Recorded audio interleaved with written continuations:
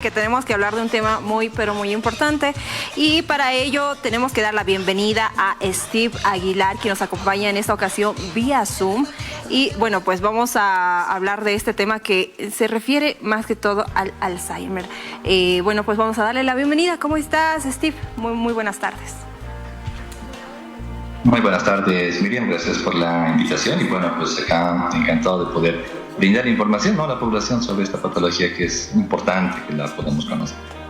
Pero por supuesto, el 21 de septiembre es el Día Internacional del Alzheimer. Por ello estamos tocando este tema que es bastante interesante. Para empezar, por favor, para toda la gente, ¿qué es el Alzheimer? La enfermedad de Alzheimer es el principal representante de los cuadros que se conocen como demencias, ¿no?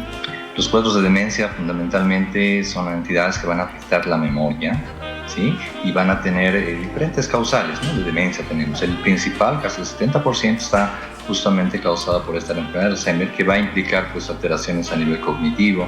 Estas personas tienen problemas de memoria, en recordar los nombres, en poder orientarse en cuanto a lugares, de poder recordar eventos, ¿no? Y obviamente es una enfermedad que si no tomamos las medidas correspondientes, si no brindamos un tratamiento oportuno, pues va a conllevar a que definitivamente influya en la calidad de vida de estas personas. Y no solamente dentro del concepto de la persona que sufre la enfermedad, sino también dentro del entorno familiar, ¿no? Entonces es definitivamente la principal causal de demencias, que como demencia entendemos a aquella entidad, aquella enfermedad que va a afectar las funciones cerebrales superiores, es decir, la capacidad de que ese paciente se oriente, esa capacidad de que el paciente se valga por sí mismo. Y pues dentro de otros causales tenemos, por ejemplo, los denominados demencias vasculares, enfermedades de demencia frontotemporal, que han escuchado por algunos actores también bastante famosos. Y de repente vale la pena aclarar un término que es muy frecuente escuchar en la población, incluso en algunos colegas, que es la demencia senil, ¿no? Que es cuando se normaliza un poquito de que una persona mayor ya es esperable que tenga problemas de memoria, y no es así, ¿no? El término de demencia senil era muy antiguo y en realidad no existe, porque las personas, si tenemos 80, 90 años, hay personas que tienen perfectamente muy bien establecidas sus funciones cerebrales y tienen muy buena memoria. Entonces hay que buscar la causa, ¿no?, de lo que está afectando la memoria del paciente.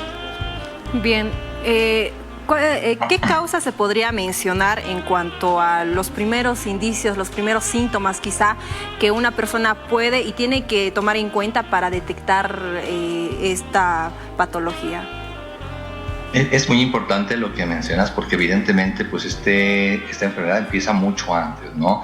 A veces empieza con problemas relacionados específicamente con recordar nombres, por ejemplo, olvidos que uno tenga frecuentemente, y a veces no le resta importancia, ¿no? Lo normaliza un poquito, asumimos que es por el estrés, por diferentes factores, y estos episodios en los que uno va olvidando cosas, uno de repente entra a alguna habitación y no sabe para qué entra o qué pasó, me olvidé que estaba buscando. Y si esto se va haciendo más seguido, más continuo, ya va implicando otras áreas también, ¿no? De pronto ya salen a algún lugar y no reconocen dónde viven, empiezan luego a olvidar nombres, incluso de familiares, se empiezan a desconocer.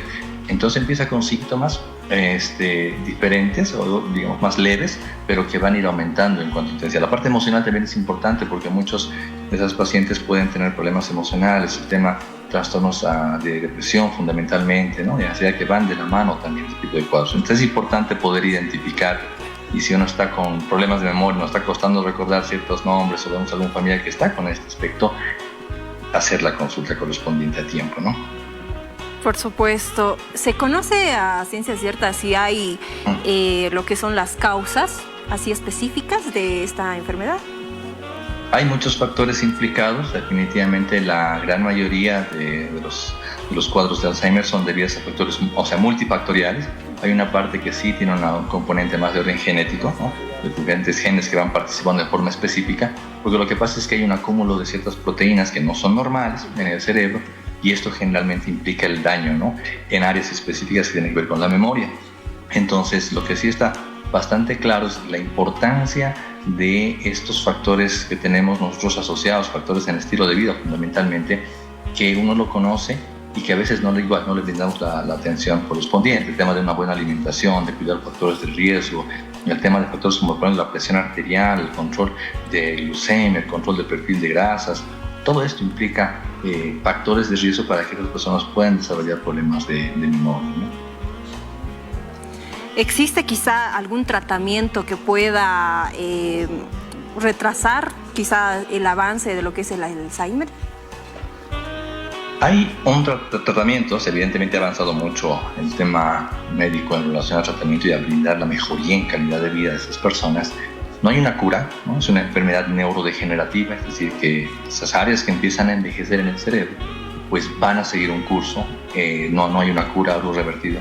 Pero sí, la medicación es importante porque con ello podemos brindar de repente a aquel paciente ese tiempo de evolución, podemos hacer que dure un poco más, vaya lo más lento posible el avance de la enfermedad, tratar de enlentecer lo más que podamos el desarrollo de esta patología y mejoramos de esa manera la calidad de vida. Y obviamente también actuamos en función a los síntomas que presenten. Si tiene alteraciones, por ejemplo, en el tema del sueño, que es bastante importante, actuamos a ese nivel, damos medicación para mejorar el sueño. Si está con problemas de la parte emocional, ansiedad, depresión, también hay que brindar el aporte con ello. Y también en algún momento pueden llegar inclusive irritabilidad, ¿no? Pueden llegar a presentar síntomas inclusive de agresividad, porque es parte de la enfermedad y a veces conlleva realmente un problema familiar bien complejo, porque evidentemente la familia a veces pues nadie se ha preparado para poder llevar esto en el día a día. Entonces la medicación también va dirigida a ello. En realidad se trata de un equipo multidisciplinario que trabaja para dar el beneficio tanto a áreas de rehabilitación, psicología, fonoaudiología, fisioterapia, neurología, psiquiatría, diferentes especialidades que intervenimos en el tratamiento de esas personas. Bien, qué importante saber todos estos datos. Quisiera saber en qué edades es más frecuente que se pueda padecer de esta enfermedad. Se dice que sí, son los adultos, pero ¿hay ocasiones en las que quizá una persona joven lo padezca? En realidad sí, no es el gran porcentaje porque la mayoría de los 60 años ya como que aumenta cada vez más la probabilidad de que una persona sufra de Alzheimer, pero también hay el Alzheimer de inicio temprano, ¿no? Entonces no es lo habitual, pero también puede suceder como una variante de la presentación de la enfermedad de Alzheimer, incluso variantes de 40 años que puedan presentar. Y ahí hacemos el diagnóstico diferencial, uno, porque también existen cuadros de demencia, no simplemente de Alzheimer, que se pueden presentar en otras edades o en forma mucho más acelerada. Entonces, cuando uno valora a estas personas, cuando vienen a la consulta, el paciente con problemas de memoria, nosotros hacemos todo un screening, buscamos una causa, buscamos factores que puedan desarrollar ese problema de memoria que está refiriendo el paciente, ¿no? No siempre es el tema del Alzheimer, buscamos otros factores también que se puedan tratar. Entonces, de ahí también viene la importancia de poder actuar. Siempre el consejo es que si una persona está con esos problemas de memoria, está notando, o algún familiar que tengamos en el sentido con esos problemas de memoria, pues acudamos al médico, acudamos al neurólogo para que haga la valoración correspondiente, ¿no? Bien, Steve, muchísimas gracias por esto. Una pregunta más, ¿se puede prevenir? ¿Hay forma de prevenirlo? Definitivamente, de los estilos de vida son fundamentales para poder reducir el riesgo de probabilidad de presentar una enfermedad de Alzheimer. En el mundo, las investigaciones actuales van justamente en ese ámbito, de poder de repente tener un diagnóstico mucho más temprano, inclusive antes que empiecen los problemas iniciales de la memoria, y en eso se está trabajando con algunos biomarcadores a nivel sanguíneo, a nivel de líquido cefalorraquídeo, a nivel de imágenes, donde uno trata de precisar justamente estas proteínas anómalas que les mencionaba que son la causa del Alzheimer, puedan detectarse incluso mucho antes y de esa manera tal vez brindar el tratamiento. Mucha parte del tratamiento inclusive en el mundo va dirigido como que a actuar sobre esas proteínas anómalas y poder curar, que sería el objetivo en algún momento, ojalá, ¿no? de la medicina sobre sus pacientes. Bien, qué importante es poder saber todos estos datos que nos proporciona Steve Aguilar, pero tenemos muchísimas más preguntas que surgen de nuestras redes sociales.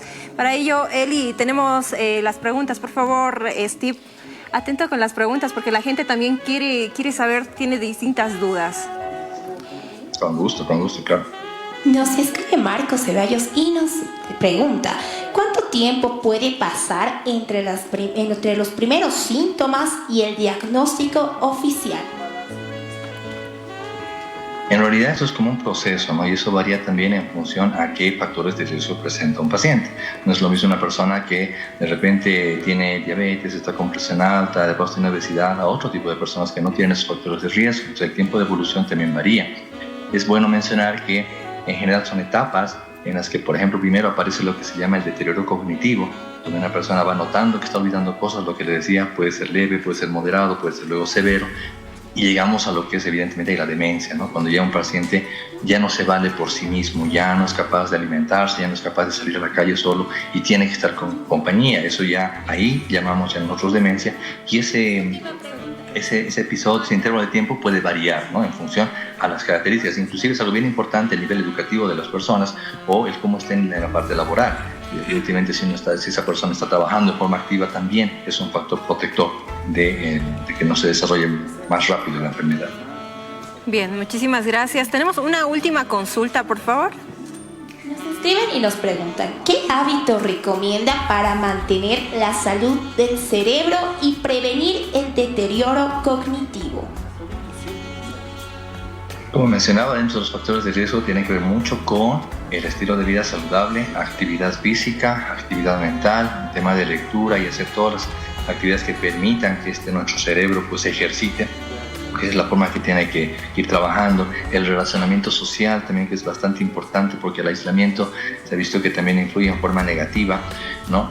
Y en definitiva, si esas personas tienen una patología de base, ya sea hipertensión, ya sea una dislipidemia, etcétera, etcétera, pues puede ser controlado de forma adecuada, porque muchas veces uno descuida esa parte, y es lo que ocurre, por ejemplo, con un diagnóstico bastante frecuente, que es la demencia vascular como diagnóstico diferencial, que es aquellas personas que tienen presión alta, diabetes y demás, van haciendo poco a poco lesiones en el cerebro en forma progresiva, en forma muy, muy pequeña, pero que a la larga van a repercutir y van a alterar el tema de memoria. Entonces, definitivamente, control de factores de riesgo, vida saludable, buenos hábitos, es lo que nos va a conllevar a también tener un cerebro saludable.